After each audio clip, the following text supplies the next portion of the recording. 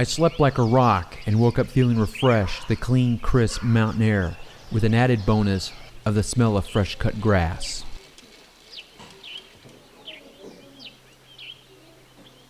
Talk about job security. This man has it. Today I'm heading to the Rwenzori Mountain National Park, which is the home to Speke Glacier. The park is located in western Uganda and shares a border with the Congo. Mountain Rwenzori. And why is the sky not clear? The sky is not clear because it's very high. It looks clear. If you look at it now, where I'm pointing now, that's different now. In order to save time, Duwada decides to go cross-country, and the ride becomes rough and very bumpy. Clean, potable water is becoming ever more scarce in Africa, so many communities, such as Kenya, are turning lakes into municipal water reservoirs to plan and accommodate for future growth while protecting the local fishing industries and the ecology.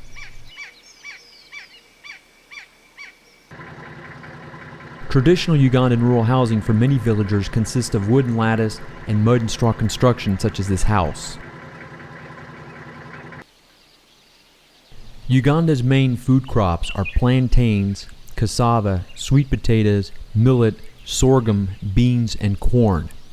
The major cash crops are coffee, cotton, tea, and tobacco, which are sold to cooperatives. The government-mandated low producer prices and delayed payment prompted many farmers to smuggle crops into neighboring countries to sell at higher prices. Uganda's cellular network is extensive, and everywhere I went, I was able to pick up a signal. We continue our slow and bumpy journey through the backcountry, crossing rivers and sharing the road with farmers taking their crops to market. We turn on to a paved road which skirts the edges of Queen Elizabeth National Park and its expansive grasslands and plains, which I will visit next.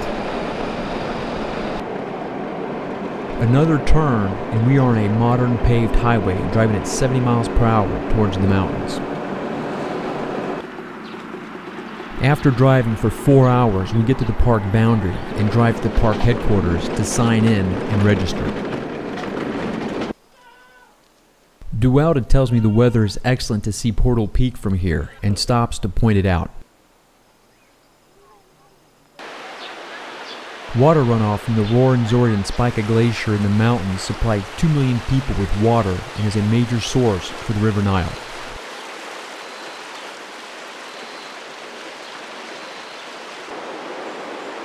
The Rwenzori glaciers were first surveyed a century ago when the glacial cover over the entire mountain range was estimated to be 2.5 square miles.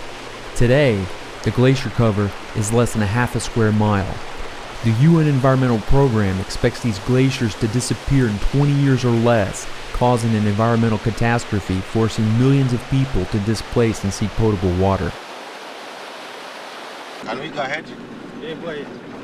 We stop at the park headquarters to pick up a guide, then jump back into our truck and drive to the trailhead. So where are we going? We are now going to the first camp, which is called the Nyabitaba camp, and it is around 2,561 meters above sea level. So on our way, we are going to experience the mountain forest zone. If we go beyond the first camp, we shall also experience the bamboo zone. But I believe we shall reach beyond the first camp, and it's very interesting. So we are towards the gate, just around 200 meters to reach our main gate. And this is the way leading to Margarita Peak, which is the highest point in the whole of Uganda and the third highest peak in the whole of Africa, following Mount Kilimanjaro and Kenya. This is a unique place. The fact that it has glacial peaks, it is the only place with a glacier in the whole of Uganda. So that's why it's called a World Heritage Site. And we have 2 World Heritage Sites in Uganda. We have Rwenzori Mountains National Park, then the Bwindi Impenetrable National Park. So those are the most important things that you must have to know about Rwenzori. And actually it's a World Heritage Site, which is a water catchment area feeding over 2 million people with water and it is found in the districts of Kasese, Kabarole and Bundu. The land where we are is a land owned by an organization which is after conservation, and the organization is called Eco Trust. They bought it from a certain farmer who had planted in some eucalyptus trees.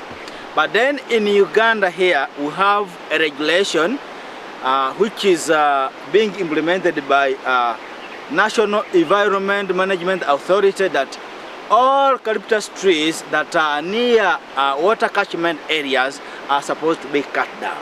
Actually, we prohibit any planting of eucalyptus trees near swamp areas that acts as water catchment areas, because it was proved out that these trees consuming a lot of water and they don't give back out that water.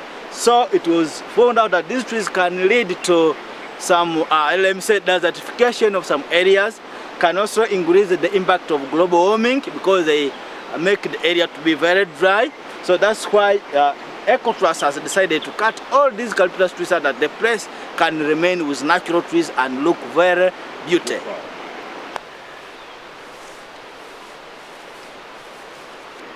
And my wish was that at least we reach the first camp, but then it will depend on your program. So we are going to cross around 2 rivers, small and big ones. So the first one is River Choho and the second one is River Mahoma, where we shall have a good rest, and we take our small breakfast that we have. We can bring in more water, because after that river then we are supposed to begin a very steep climb that takes you 1 hour now to reach the first camp. After being informed of park rules, we start our trek to the top of the mountains. Places where you can view this river, and the river is called the Muvungu River, which is coming right from the glacier peaks. After the glaciers begins to melt, then some streams falls down to the swampy places. Then from there we get rivers like this one, which is called the Muvungu River. And this river is of great importance to the people living here. Like it's where they get water, use it for domestic purposes. Even now the government is using the same river to tap hydroelectric power. So far we have 3 plants of hydroelectric power from this river. So it's of both economical importance and for domestic purposes. So it's very great to us that we have this river coming from the mountains of the moon, which is the Rwenzori Mountains National Park. This is a hard trek, and I recommend carrying a walking stick for balance, as well as long pants and sturdy hiking boots.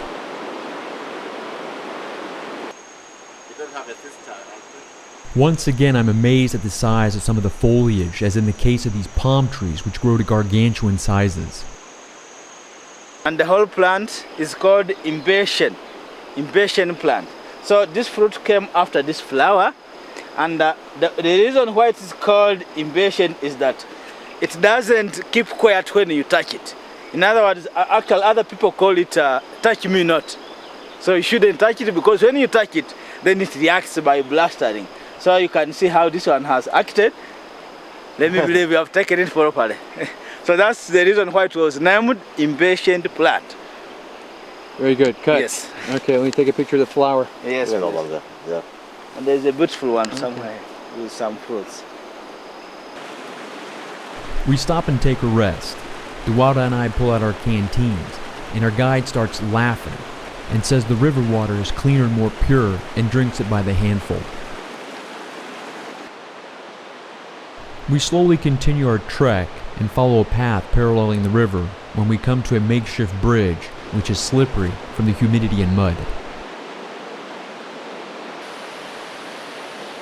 I thought I was in shape and fit, but climbing these stairs is making me doubt myself. Like I said before, I recommend sturdy, ankle-high boots tightened down to prevent spraining an ankle. So this is a brutal hike. We're hiking up the Rwenzori Mountains, and it's a 4-hour hike, and we're going up a pretty steep incline for 4 hours.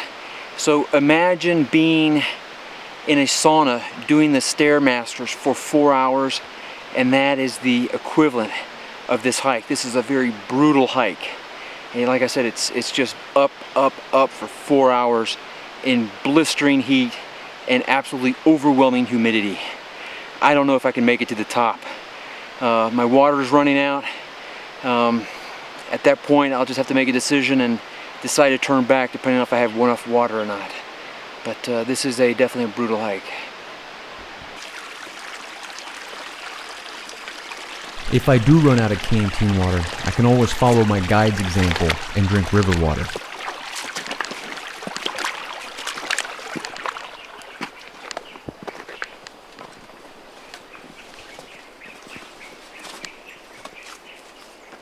The mountain we are seeing on the right side of our trail is Mount Poto with Poto peaks, and it's about 4,000 meters above sea level. And where we are now in the elephant zone, where elephants used to dwell all the time, but now it's like around 6 months we no longer get their footprints.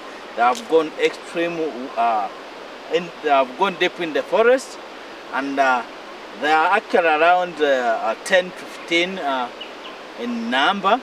So where we are leading is the first camp. Where we are remaining is around 2 hours to reach the first camp. But before we reach the first camp, we are towards the resting place called River Mahoma, which is a good resting place where we shall sit for a certain minute as we see what to do next, either to have our lunch or to continue forward. We finally reached the halfway point of our trek.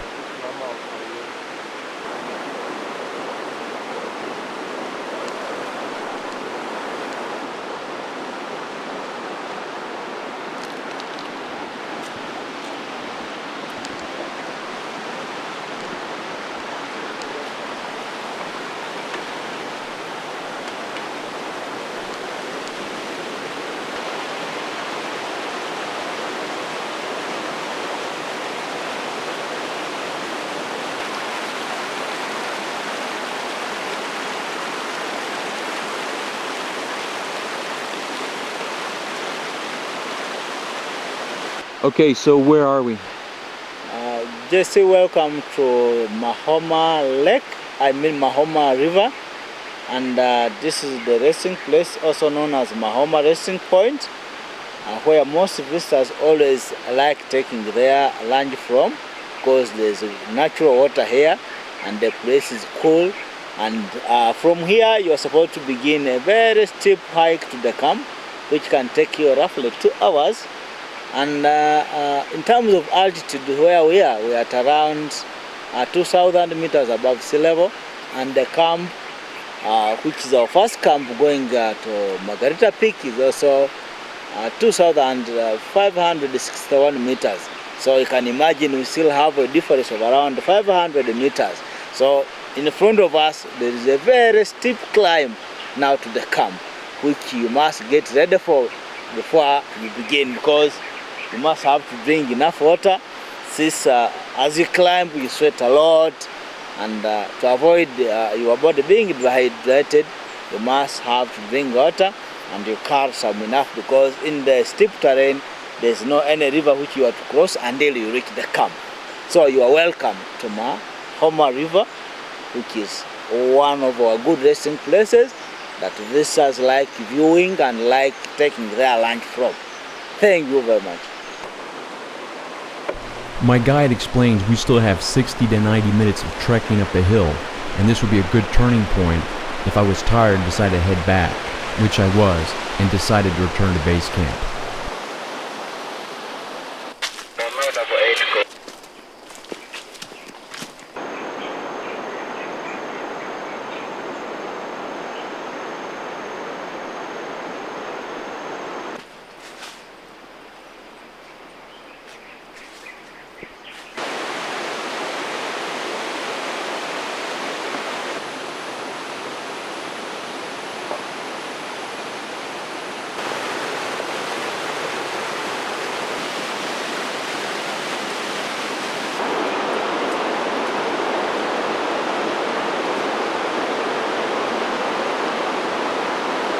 State of view? Yes, you are so lucky, Jesse, that you have come on the day when the weather is very clear. look up there, you see the bushpigs on the right side. Then you can see a very sharp ridge called the Panga Ridge, and in the local language, when they talk of Panga, they are meaning the local Panga, that ridge is very sharp, like the edge of a sharp Panga. That's why the ridge is called Panga Ridge. And on the other side, extreme background, you can see Mount Kinyangoma, but it's already covered by the fog. But maybe next time when you come back, you will be able to view it, because I know when you come back again, you will go up to Mount Stanley where there is Margarita Peak. And in those 7 days, you will be able to see Mount Kinyangoma and other mountains.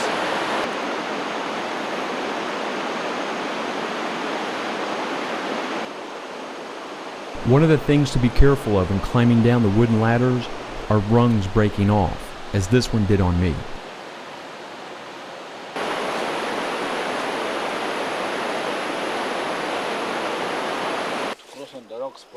Rocks and boulders are hidden under the foliage, and several times I trip over a rock and fall face first into the dirt. I learned from the school of hard knocks to wear gloves, not only protect me from the sun, but especially from thorns.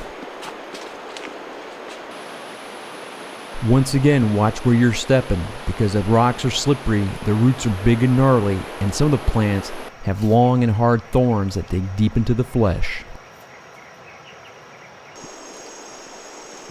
We make it back to the trailhead, tired and exhausted. Dewald and the guide start picking off thorns and ants they picked up along the way.